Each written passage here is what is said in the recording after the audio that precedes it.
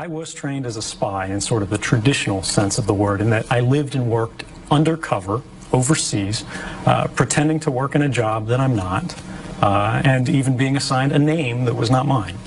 But I am a technical specialist. I am a technical expert.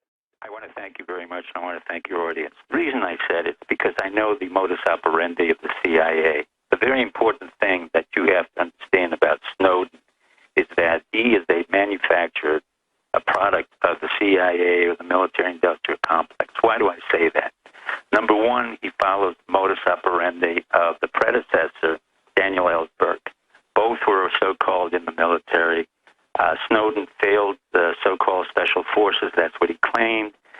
He was never qualified.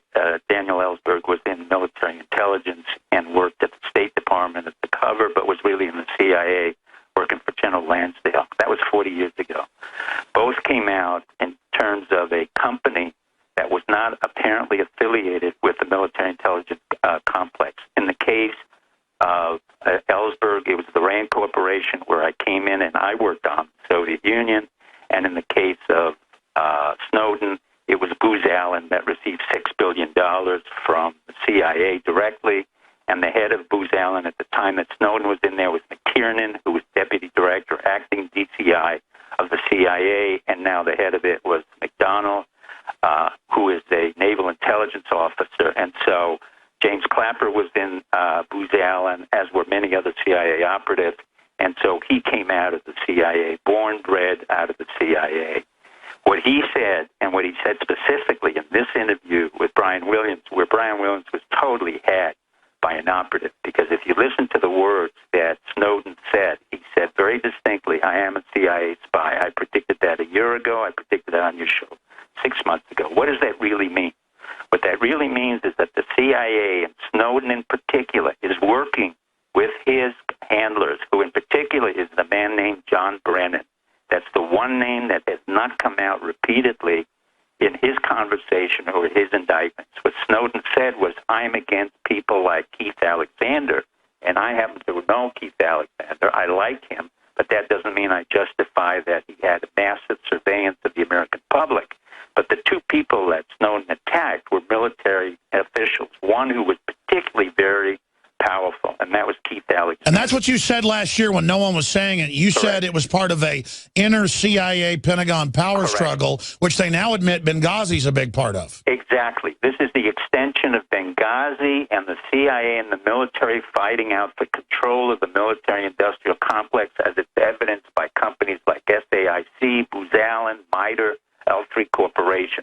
This has nothing to do with the American public, the safety of the American public, the national security, or with the sanctity of our nation. This has to do simply with the fact that the military-industrial complex, particularly the intelligence corporation, could care less about our safety as does the military.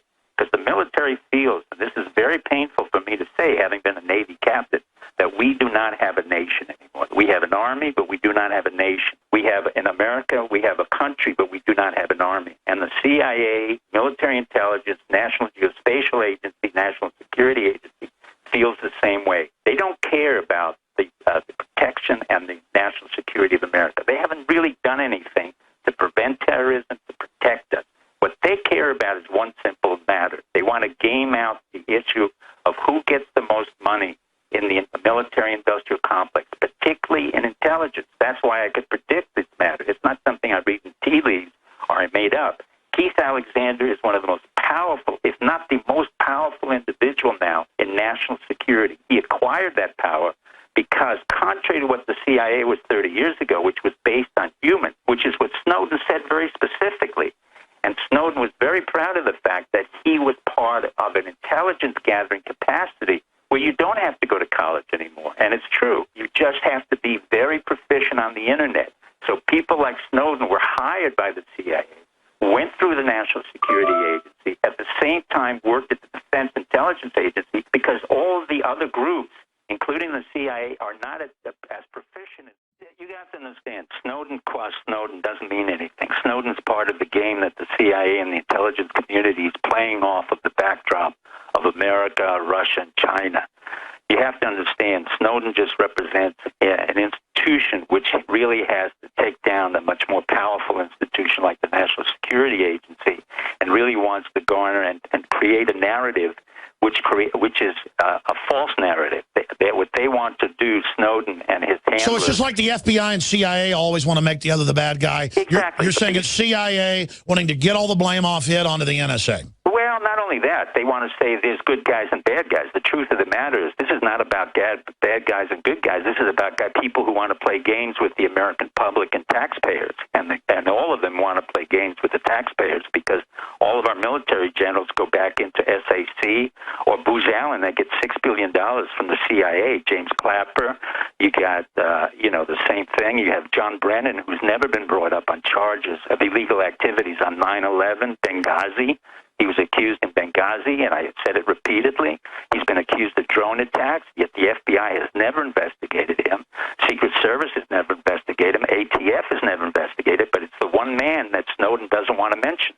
And by that very absence in intelligence and counterintelligence, I can tell you that he's his handler, and that the CIA is very much embedded in this kind of gaming that goes on.